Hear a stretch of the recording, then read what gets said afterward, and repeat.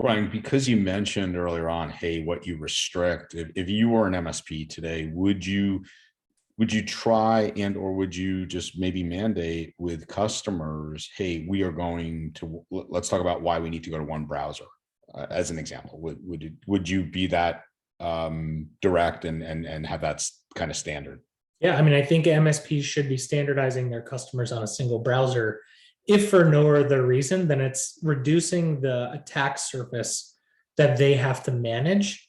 Um, and there's always going to be exceptions like, well, this critical resource that I need to run my business only works with Internet Explorer. Okay, Right. fine. We'll figure out a way to allow that, right? But I think for the most part, if you're not managing this the surface, both in terms of vulnerability, configuration, the third-party software ecosystem. It's a massive issue, and so it's a really easy place to do tabletops to get your arms around the size of the problem.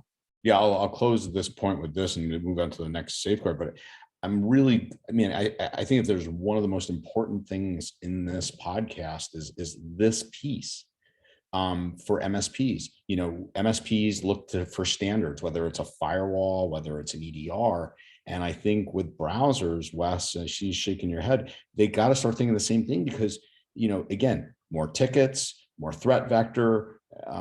You agree, Wes? No, 100% I agree. Yep. And I think Ryan's correct. Like, ask yourself in your software inventories, do you include browser extensions and toolbars? I can almost guarantee a significant percentage would say, oh, no, we're not, we need to go back and do it. So yes, Andrew, I think it's important.